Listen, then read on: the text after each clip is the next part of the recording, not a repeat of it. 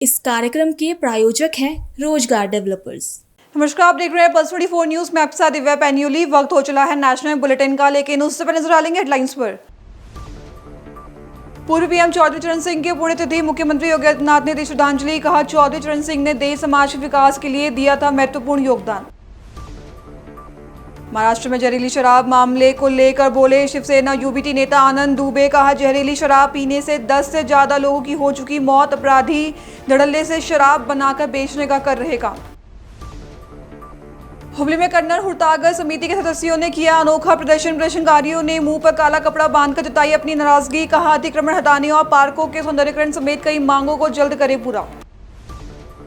छत्तीसगढ़ के राजनांदगांव में नशे के लिए पैसा न देना मजदूर को पड़ा भारी। 2 युवकों ने की मजदूर के साथ मारपीट। व्यापारियों में रोष, पुलिस ने दोनों आरोपियों को हिरासत में लिया। तुम दोनों की मेहनत बहुत रंग लाई है बेटा, घर बहुत सुंदर बना है।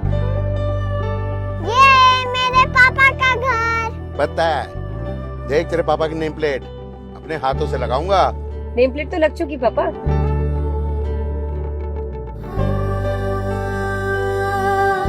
असल मेहनत तो आपने किया पापा, मुझे इस काबिल बनाने के लिए। वो जिंदगी भर किराए के मकान में रहे, लेकिन आज ये घर मेरा नहीं, ये है मेरे पापा का घर।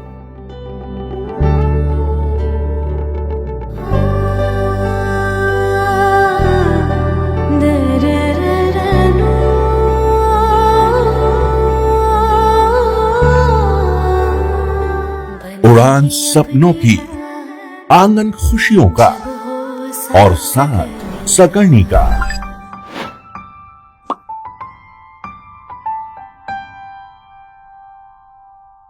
60 वर्षों से आपके साथ मनोरंजन और संस्कार का संगम, जाह्नवी मैगजीन। आइए अब देखते हैं खबरें विस्तार से। उत्तर प्रदेश के मुख्यमंत्री योगी आदित्यनाथ ने पूर्व पीएम चौधरी चरण सिंह की पुण्यतिथि के अवसर पर उनकी प्रतिमा को श्रद्धांजलि अर्पित की, जिसके बाद सीएम ने कहा कि किसानों के मसीहा भारत रत्न चौधरी चरण सिंह की पुण्यतिथि है। इस अवसर पर चौधरी साहब की स्मृतियों को नमन करते हुए पूरे प्रदेशवासियों की ओर से मैं उनके प्रति श्रद्धांजलि अर्पित करता हूं। साथ ही कहा कि चौधरी चरण का जन्म इसी उत्तर प्रदेश की धरती पर 23 दिसंबर 1902 को हुआ था, जहां देश के स्वाधीनता आंदोलन के साथ वो जुड़े थे। देश में कृषि और राजस्व के क्षेत्र में तमाम प्रकार रिफॉर्म करने का श्रेय भी उन्हें जाता है। ये देश के किसानों के मसीहा थे और उनका स्पष्ट कहना था कि देश के विकास का रास्ता गांव के खेत से होकर जाता है, इसलिए विकास के एजेंडे में किसान होना चाहिए। किसान सरकार की प्राथमिकता में होना चाहिए। उन्हें ध्यान में रखकर शासन की योजनाएं तैयार होनी चाहिए। उन्होंने देश और समाज के लिए महत्वपूर्ण योगदान दिया था। किसानों के मसीहा भारत रत्न चौधरी चरण सिंह जी की आज पावन पुण्यतिथि है। इस अवसर पर चौधरी साहब के स्मृतियों को नमन करते हुए पूरे प्रदेशवासियों की ओर से मैं उनके प्रति विनम्र श्रद्धांजलि अर्पित करता हूं।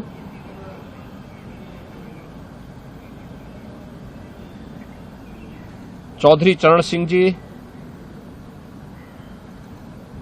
का जन्म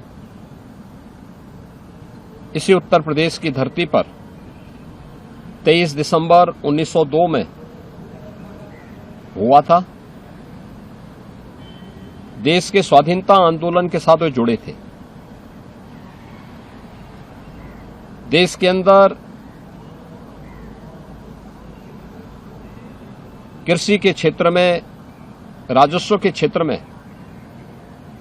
तमाम प्रकार के रिफॉर्म करने का श्रेय चौधरी साहब को जाता है। वे देश के किसानों के मसीहा थे और उनका स्पष्ट कहना था कि देश के विकास का रास्ता गांव और गांव के खेत और खलिहानों से होकर के जाता है और इसलिए विकास के एजेंडे में किसान होना चाहिए। किसान सरकार की प्राथमिकता का हिस्सा होना चाहिए। उन्हें ध्यान में रख करके शासन की योजनाएं तैयार होनी चाहिए। चौधरी साहब के देश के हित में किए जाने वाले कार्यों को ध्यान में रखते हुए प्रधानमंत्री मोदी जी ने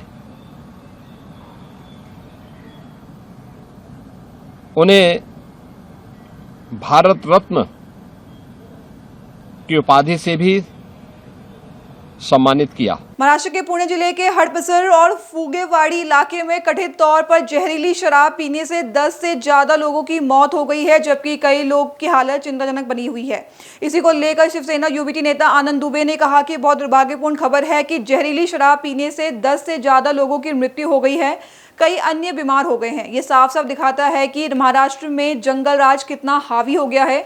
अपराधी बेखौफ घूम रहे हैं, अपराधी धड़ल्ले से शराब बना रहे हैं और बेच रहे हैं। हमारा राज्य कहाँ जा रहा है? किसान आत्महत्या करने पर मजबूर है, माफिया खुलेआम शराब बेच रहे हैं, पुलिस का डर नहीं है। बहुत ही दुर्भाग्यपूर्ण खबर है कि महाराष्ट्र के पिंपरी चिंचवड से जो खबरें आ रही हैं कि जहरीली शराब पीने से कुछ 10 से ज़्यादा लोगों की मौत हो गई है और कई अन्य भी इससे घायल हैं, बीमार हो गए हैं। तो ये साफ साफ दिखाता है कि महाराष्ट्र में जंगल राज कितना हावी हो गया है। अपराधी बेखौफ घूम रहे हैं, अपराधी धड़ल्ले से शराब बना रहे हैं और उस शराब को बेच रहे हैं। हमेशा खबरें आती हैं कि पुणे से, पिंपरी से ड्रग्स पकड़े जा रहे हैं, शराब के माफिया पकड़े जा रहे हैं, फिर भी सरकार की जो है आंख नहीं खुल रही है कि वहाँ इतना ज़्यादा अपराधीकरण हो गया है इन कुछ वर्षों में कि बहुत ही दुर्भाग्यपूर्ण है। पहले खबरें आती थी कि कहीं किसी अन्य राज्य से जहरीली शराब पीते हुए लोग पकड़े जाते थे तो लोग चिंता व्यक्त करते थे। अब महाराष्ट्र जैसे एक विकसित राज्य जिसका अपना एक खुद का एक इतिहास है, एक संस्कृति है, अगर ऐसे राज्य में भी जहरीली शराब पीकर लोग मर रहे हैं तो आप सोचिए कि हमारा राज्य कहाँ जा रहा है। एक तरफ किसान आत्महत्या करने पर मजबूर हैं, उनके पास सही उनके मूल्य नहीं मिल रहे हैं, और दूसरी तरफ जो जहरीली शराब बनाने वाले माफिया हैं ये खुलेआम शराब बनाकर परोस रहे हैं और पुलिस नाम का कोई डर नहीं है। तो हम यही चाहते हैं आदरणीय देवेंद्र फडणवीस जी से कि आप गृह मंत्री भी हैं, आप ही मुख्यमंत्री भी हैं, कब जागेंगे आप? कब आपकी सरकार सावधान होगी? कब मासूमों की जान बचेगी? आज हमारे देश में, राज्य में मासूम जगह जगह मारे जा रहे हैं, उनकी एक प्रकार से ये मौत नहीं, हम कहेंगे हत्या हो रही है। तो इसके पीछे जिम्मेदार कौन है, कौन कारण है?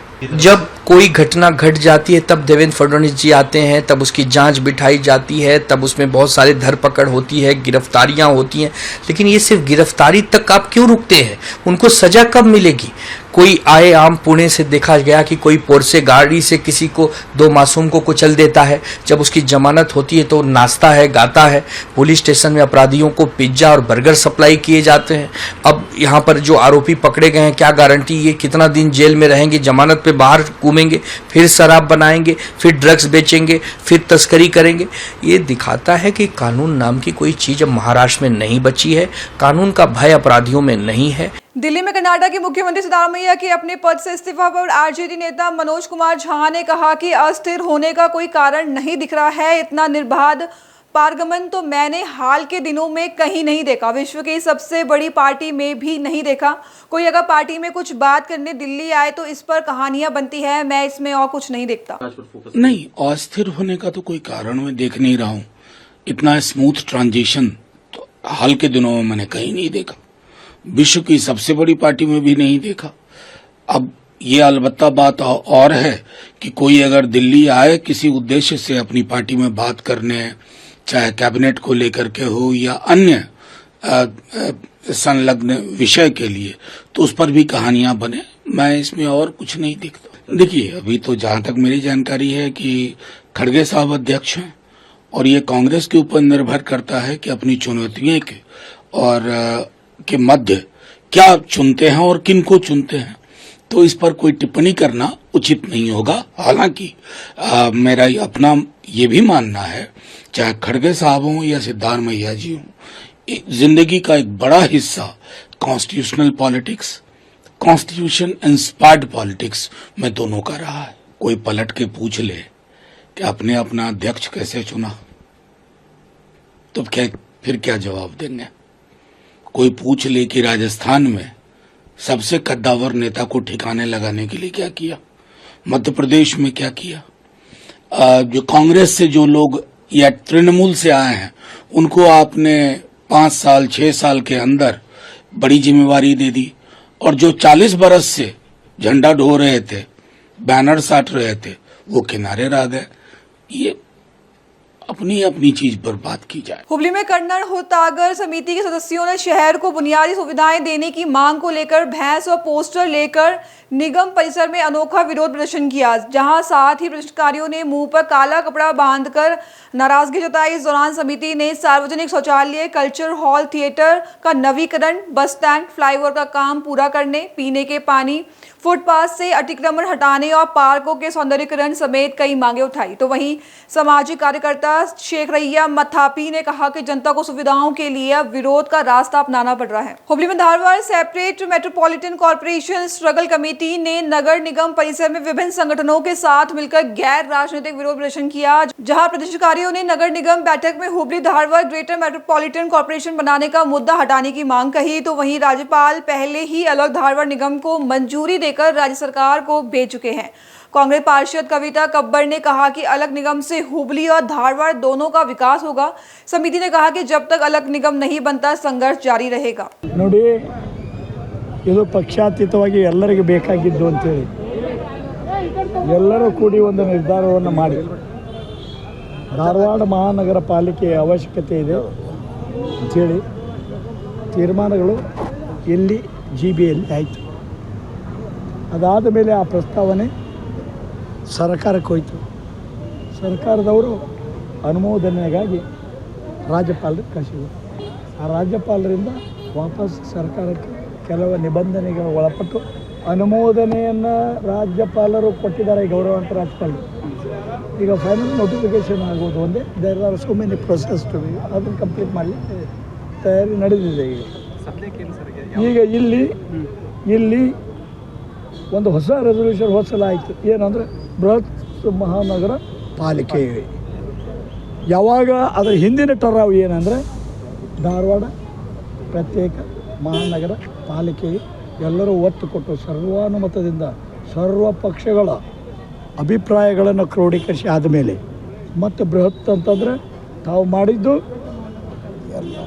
ಏನು ಬದ್ಧತೆ ಇಲ್ಲದ ಕೆಲವು ಮಹಾನಗರ ಪಾಲಿಕೆಗಳು ಇದನ್ನು ಕುತ್ತಿಗೆ ಹೆಚ್ಚಬೇಕು ಧಾರವಾಡದ ಪ್ರತ್ಯೇಕ ಮಹಾನಗರ ಪಾಲಿಕೆ, ಅದಕ್ಕೆ ಇಲ್ಲಿ ಬಂದಿದ್ದೇವೆ. ಈಗ ಗೌರವಾನ್ವಿತ ರಾಜ್ಯಪಾಲರಿಗೆ ಗೌರವವನ್ನು ಕೊಡಬೇಕು ಅಂತ ಇದ್ದರೆ ಎಲ್ಲರೂ ಕೂಡಿ ಅದಕ್ಕೆ ಒತ್ತು ಕೊಡಬೇಕು. ಇದು ಟರಾವನ್ನು ರದ್ದುಪಡಿಸ್ಬೇಕು. ಇಲ್ಲದೆ ಹೋದರೆ ಗೌರವಾನ್ವಿತ ರಾಜ್ಯಪಾಲರಿಗೆ ಅಪಚಾರ, ಸಂವಿಧಾನದ ಕೊಲೆ ಮಾಡಿದಾಗೆ ಅದಕ್ಕೆ ಕೊಲೆ ಮಾಡಿದವರಿಗೆ ಶಿಕ್ಷೆಯನ್ನು ಜನರು ಕೊಡ್ತಾರೆ. ಅದರ ಎಚ್ಚರಿಕೆಯಿಂದ ಇರಬೇಕು. ಅದಕ್ಕೆ ಕಾಯ್ತಾ ಇದ್ದೀವಿ. ಧಾರವಾಡ 71, 74 ಕಾಂಗ್ರೆಸ್ ಪಕ್ಷದವರು ಎಲ್ಲರೂ ಬೈಕಾಟ್ ಮಾಡಿದ್ದೀವಿ ಇವತ್ತಿನ GB. ಯಾಕಂದ್ರೆ ನಾವು ಎಲ್ಲರೂ ಇದ್ದಾಗ ಠರಾವ್ ಪಾಸ್ ಆಗಿತ್ತು. ನಮ್ಮ ಲಾಸ್ಟ್ GBಯಲ್ಲಿ ನಮ್ಮ ಇಟ್ಕೊಂಡೆ ಅಪೋಸ್ ಮಾಡಿ ನಾವೆಲ್ಲ ಅದನ್ನು ಎದ್ದು ಹೋರಾಟಕ್ಕೆಲ್ಲ ಇಳಿದು ಬಂದಿದ್ವಿ. ಅಂದರೂ ಇವತ್ತು ಅವರು ಅದನ್ನು ದೃಢೀಕರಣಕ್ಕೆ ತಂದಿದ್ದಾರೆ. ಅದನ್ನು ಅಪೋಸ್ ಮಾಡಿ ನಾವೆಲ್ಲರೂ ಅದಕ್ಕೆ ಇವತ್ತು ಬೈಕಾಟ್ ಮಾಡೇವಿ GB. ಸೊ ಇದು ಧಾರವಾಡಕ್ಕೆ ನಮಗೇನು ಹೋರಾಟ ಇಲ್ಲದೆ ಏನೂ ಸಿಕ್ಕಿಲ್ಲ, ಎಲ್ಲನೂ ಹೋರಾಟದಿಂದ ಬಂದಿತ್ತು. ಇದನ್ನೂ ಅದಕ್ಕೆ ಇಲ್ಲ ಅಲ್ಲೆಲ್ಲ ನಾವು ಹೇಳಿ ಕಳಿಸಿದ್ವಿ, ಮಾಡಿದ್ರು, ಅದು ಇನ್ನೂ ತನಕ ಏನೂ ಆಗಲಿಲ್ಲ. ಭಯವಾಗಿ ನಿಮ್ಗೆ ಅವ್ರು ಸಪೋರ್ಟ್ ಮಾಡ್ತೀವಿ ಅಂದರು, ಹಿಂದಿನಿಂದ ಬೆನ್ನಿಗೆ ಚೂರಿ ಹಾಕಕತ್ತಾರೆ BJP ಇದ್ದವರು. ಸೊ ಅದಕ್ಕೆ ಇದನ್ನು ಇವತ್ತು ಠರಾವ್ ಕ್ಲಿಯರ್ ಆಗಲೇಬೇಕಂತ ಇಲ್ಲಿ ತನಕ ಬಂದಿದೆ. ಹಾಂ, ಅಲ್ಲ ಅವ್ರೇನು ಠರಾವ್ ನಾವು ಕ್ಲಿಯರ್ ಮಾಡ್ತೇವಂತ ಏನು ಹೇಳೋವಲ್ರಲ್ಲ ಇನ್ನು ಇಲ್ಲಿ ತನಕ ಬಂದು. ಅಲ್ಲ, ನೀವು ಭಯವಾಗಿ ಬಂದು ಪೇಪರ್ಸ್ನಲ್ಲಿ ಸಪೋರ್ಟ್ ಆಗಬೇಕಲ್ಲ ಸರ್. ಅದು ನೀವೀಗ ಗೌರ್ನರ್ ಅವರೆಲ್ಲ ನಮ್ಗೆ ಅನುಮೋದನೆ ಗೌರ್ನರ್ ಅದನ್ನೇ ಕೊಟ್ಟಮೇಲೆ ಇವರು ಇದನ್ನು ಮಾಡಬೇಕು. ಇಲ್ಲ ಅಂದ್ರೆ ಕೆಲವೊಂದು ಬುದ್ಧಿಜೀವಿಗಳು ಏನು ಧಾರವಾಡ ಹೆಸರು ಹೇಳ್ಕೊಂಡು ಧಾರವಾಡ ಹೆಸರು ಹೇಳ್ಕೊಂಡು ಪ್ರತ್ಯೇಕ ಮಾಡ್ತೇವೆ ಅಂತೇಳಿ ಮೇಯರ್ ಆದವ್ರು ಅವರೇ ಈಗ ಧಾರವಾಡ ಮಂದಿಗೆ ಬೆನ್ನಿ ಚೊರೆ ಹಾಕತ್ತಾರೆ. ಇದನ್ನ ನಾಳೆ ಇದನ್ನ ಇಟ್ಕೊಂಡು ಕೋಟಿಗೆ ಹೋಗ್ತಾರೆ ಅವರು. ಅದಕ್ಕೆ ಇವತ್ತು ಅದನ್ನು ಅವ್ರು ಹಿಂದೆ ತಕ್ಕೊಳಬೇಕಂತೇಳಿ ನಾವು ಪಟ್ಟು ಇಟ್ಕೊಂಡು ಕುಂತೇವೆ. ತಕ್ಕೊಳ್ಳಿಲ್ಲ ಅಂದ್ರೆ ಹೇಳುವುದಿಲ್ಲ, ಅವ್ರಿಗೂ ಹೊರಗೆ ಹೋಗಕ್ಕೆ ಬಿಡೋದಿಲ್ಲ ಯಾರಿಗೂ. ಇದ್ದಾರೆ ನಮ್ಮ ಅಂಕೆ ಸಂಖ್ಯೆಗಳು, ನಮ್ಮ ಇಲ್ಲಿ ಕಾರ್ಪೊರೇಟರ್ಸ್, ಹುಬ್ಳಿ ಕಾರ್ಪೊರೇಟರ್ಸ್ ಎಲ್ಲ ನಾವು ಸಪೋರ್ಟ್ ಆಗಿ ಮಾತಾಡ್ತಾರೆ. ಧಾರವಾಡದವ್ರು ಬರೀ ಕಾಂಗ್ರೆಸ್ ಧಾರವಾಡದವ್ರು ಅಷ್ಟೇ ಹೋಗಿಲ್ಲ, ಉಳಿಕಿದವ್ರು ಎಲ್ಲರೂ ಹೋದ್ರೆ ಸಪೋರ್ಟ್ ಆಗಿ ಮಾತಾಡ್ತಾರೆ. चुरिया में भीषण गर्मी में पूरा बाजार सूना हो जाता है, तब नगर पंचायत कर्मी 45-46 डिग्री सेल्सियस में बोरिंग सुधार और पेयजल आपूर्ति में जुटे हैं। लोग कूलर, AC, पंखे का सहारा ले रहे हैं, लेकिन कर्मी स्ट्रीट लाइट और बोरिंग सुधार में पसीना बहा रहे हैं। कुछ वार्डों में अब भी पेयजल संकट है, वहां टैंकर से आपूर्ति की जा रही है। नगर पंचायत अध्यक्ष अजय पटेल के पद संभालने के बाद सामग्री समय पर मिलने से सुधार कार्य तेज हुए हैं और पेयजल की किल्लत पहले से कम हुई है। बता दें, कर्मी लगातार वार्डों में घूमकर नगरवासियों को राहत पहुंचाने में लगे हैं। छत्तीसगढ़ के राजनांदगांव में बसंतपुर की कृषि उपज मंडी में नशे के लिए पैसे मांगने पर दो युवकों ने एक मजदूर की लाठी डंडे से बुरी तरह पिटाई कर दी। बता दें, पूरी घटना सीसीटीवी में कैद हो गई। बता दें, घटना के बाद व्यापारियों ने बसंतपुर थाने का करीब 2 घंटे तक घेराव किया और लिखित शिकायत दी। पुलिस ने 2 आरोपियों को हिरासत में ले लिया है। इसके बाद व्यापारियों ने मंडी में पुलिस चौकी खोलने की मांग की, जहाँ उनका कहना है कि नशे के लिए मारपीट की यह घटना पहली नहीं है। मामला ये है कि असामाजिक तत्व के लोग मंडी में बढ़ते जा रहे हैं, उससे विवाद की स्थिति पैदा होते जा रही है और सभी व्यापारी थाना तक पहुंचने का कारण ये है कि सभी व्यापारी घबराए हुए हैं। आज उनके साथ हुआ है, कल हमारे साथ होगा और ऐसा करके सिलसिला चलते रहेगा। ये पूर्व में भी 6 महीने पहले भी हमने सूचना दी थी और इसमें कार्रवाई भी हुई थी, लेकिन वो कड़ी कार्रवाई नहीं हो पा रही जिससे अपराधी अपने स्थान में खत्म हो सके। जो घटना है वो किसके साथ हुई? व्यापारी एक बाहर के 2 व्यापारी थे, एक मजदूर था हमारा हमाल, उनसे किस घास हुई है। एक बाहर के इस चीज को लेके वो सिर्फ मारपीट जो हुई है, सिर्फ पैसा मांगना, दारू पीने के लिए असामाजिक तत्व के लोग हैं, ये खर्चे के लिए पैसा दो, इसके लिए जो रात में कोई रहता नहीं है, अपना मनमानी ढंग से वसूली करने के लिए, अवैध वसूली करने के लिए। थाना है, क्या चाहते हैं? हम चाहते हैं कि भी हमारी सुरक्षा हो। व्यापारी है, व्यापारी तो यही चाहेगा कि भैया सुरक्षा रहे हमारी। पुलिस चौकी की मांग कर रहे हैं। हाँ, पुलिस चौकी की मांग कर रहे हैं हम लोग और पूर्व में 6 महीने पहले भी अवगत कराया गया था। वो सुबह ना आए ना अपन, तो जबरदस्ती आके उन लोग जबरदस्ती पैसा का चिंता ही कर रहे थे, जेब से पैसा निकालने की कोशिश कर रहे थे। मैं मना किया तो मेरे ऊपर हाथापाई की है सर। उसमें सर में मेरे को गंभीर चोट आई है। उसमें हम चाहते हैं कि हम सबकी सेफ्टी हो वहाँ पे, क्योंकि ऐसे हर बार हो रहा है और मेरे अकेले के साथ नहीं है, हर किसी के साथ हो रहा है। 3-4 जो हो गए हैं, अब कल के दिन और कुछ भी हो सकता है। मारपीट के वजह क्या है और कितने लोग आपसे मारपीट किए? मारपीट करे 2 लोग भैया, और जो है वजह है वो पैसा छीनता ही, उनको नशा वशा करने के लिए पैसा चाहिए था, उसी के लिए किए। आपसे कुछ पैसा छीने? नहीं, वैसे पैसा नहीं छीने हैं, मेरे पास पैसा नहीं था, मेरा पैसा गाड़ी में रखाया था, इस कारण नहीं छीन पाए। हथियार था उनका? उनके पास में डंडा था, चाकू रखे थे, सबसे मेरे को ऊपर वार करे हैं। कितने लोग रहे? उन लोग 2 लोग थे भैया। अभी के लिए बस इतना ही। खबरों के लिए बने रहे पल्स 24 न्यूज के साथ। अब तक के लिए नमस्कार। तुम दोनों की मेहनत बहुत रंग लाई है बेटा, घर बहुत सुंदर बना है। ये मेरे पापा का घर। पता है, देख तेरे पापा की नेम प्लेट अपने हाथों से लगाऊंगा। नेम प्लेट तो लग चुकी पापा।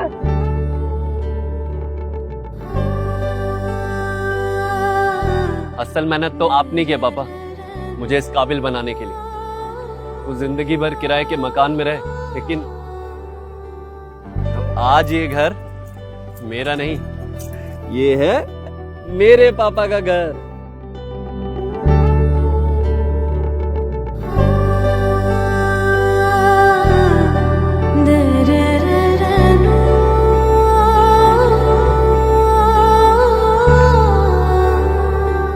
उड़ान सपनों की, आंगन खुशियों का और साथ सकर्णी का।